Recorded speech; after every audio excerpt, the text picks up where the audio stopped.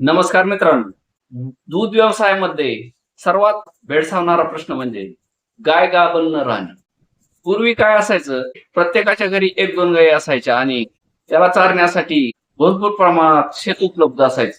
म्हणजे ते ज्यावेळेस ते चरण्यासाठी गायी जात असत किंवा गायी म्हशी किंवा बैल जात असत त्यावेळेस विविध प्रकारच्या वनस्पती खात असायच्या आणि त्यांना त्यातनं पोषक तत्व भरपूर मिळत होती. पण आता दूध व्यवसाय म्हणजे बंदिस्त शेळी पालनासारखा बंदिस्त गाय पालन झालेलं आहे. त्यामुळे त्यांना आवश्यक असलेला जो चारा असतो तो मुबलक प्रमाणात न मिळाल्यामुळे एक ठराविक प्रकारचे 4-5 चारे मिळतात आणि त्या चाऱ्यामध्ये पोषक तत्वे नसल्यामुळे कॅल्शियमची कमतरता किंवा फॉस्फरसची कमतरता किंवा इतर जीवनसत्वे आहेत ते जीवनसत्वाची कमतरता भासून जाते आणि विविध रोग येतात आणि आजारी पडतात. गाय गाभण न राहणे म्हणजे एकतर त्या गर्भामध्ये काही संसर्ग झालेला असतो, पण तिनं जो गाळलेला माग आहे तो स्वच्छ असताना देखील गायी ह्या गाभण राहत नाही. त्याचे कारण म्हणजे त्यांना ते पोषक तत्वे मिळत नाहीत. त्यांच्या चाऱ्यातून म्हणा किंवा पशुखाद्यातून हे पोषण तत्व मिळत नाही. तर आता सध्या त्यांना चारा म्हणजे नेपियर, ऊसाचे वाडे किंवा वाळलेली सोयाबीनचे भुसकट अशा निकृष्ट दर्जाचे म्हणजे ज्यात पोषण तत्व नाहीत असा चारा सध्या या जनावरांसाठी उपलब्ध असल्या कारणाने गायीच्या शरीरातील फॉस्फरसचे प्रमाण हे कमी होते आणि फॉस्फरसचे प्रमाण जर कमी झाले तर गाय गाभ जात नाही.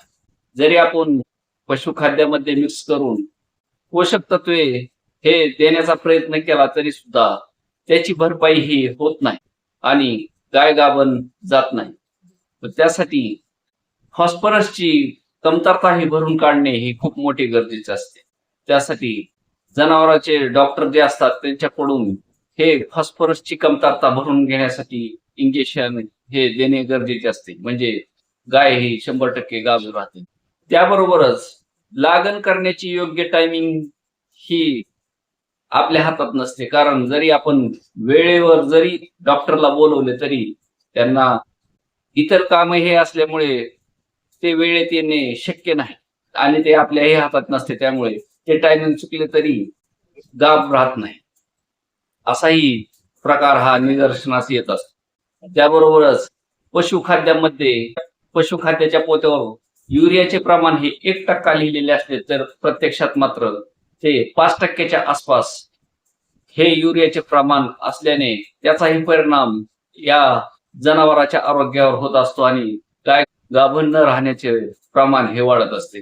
पण या सर्व गोष्टी यातल्या काहीच गोष्टी आपल्या हातात आहेत, पण आणि काही गोष्टी या आपल्या हातात नसल्या कारणाने त्या गायीला एक वेळेस जर गाभण माच केली आणि भरल्यानंतरही जर गाभण राहिली नाही तर मात्र दुसऱ्या वेळेस गाय भरताना किंवा म्हैस भरताना फॉस्फरस हे अतिरिक्त फॉस्फरसची कमतरता दूर करण्यासाठी पशुवैद्यकीय अधिकाऱ्याचा सल्ला हा घेतलेला बरा असतो.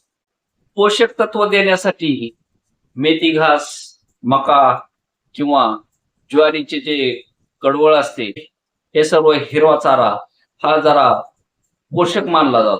हा चारा पोषक असतो, पण 12 महिने हा चारा देणे शक्य नसते. कारण हे फक्त सिजनेबलच देऊ शकतात आणि मूर घास करणे हे प्रत्येक शेतकऱ्याला शक्य नसल्या कारणाने ठराविक काळापर्यंतच हा चारा उपलब्ध होतो. त्याबरोबरच सुक्या चाऱ्यामध्ये ज्वारीचा कडबा हा उत्तमच मानला जातो आणि हरभऱ्याचे भुसकटही किंवा तुरीचे भुसकटही उत्तम मानले जाते. त्यातले त्यात सोयाबीनचे भुसकट हे थोडेफार निकृष्ट दर्जाचे मानले जाते. हा सर्व पोषक चारा सर्व शेतकऱ्याला देणे शक्य नसल्याने याचा परिणाम या जनावरांच्या आरोग्यावर दुष्परिणाम होऊन गाय गाभण किंवा म्हैस गाभण या राहत नाही. या सर्व गोष्टी असल्या तरी बऱ्याच गोष्टी या दूध व्यवसायातल्या या दूध उत्पादकाच्या हातात नसल्या कारणाने म्हणजे चाऱ्याची उपलब्धता किंवा त्या जनावरांच्या पोषक तत्वाची कमतरता असे वरून समजत नसल्या कारणाने बऱ्याच गोष्टी या हे अंदाजेच चालू असतात आणि त्याचा परिणाम या जनावरांच्या आरोग्यावर होऊन बऱ्याच अडचणी या व्यवसायामध्ये येतात.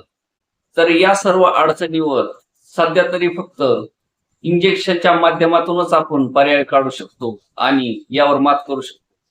कारण 12 महिने हिरवा चारा आणि पोषक चारा हा कुठलाच शेतकरी देऊ शकत नाही. त्यामुळे सध्या तरी डॉक्टरचा सल्ला हाच एकमेव पर्याय आहे. धन्यवाद.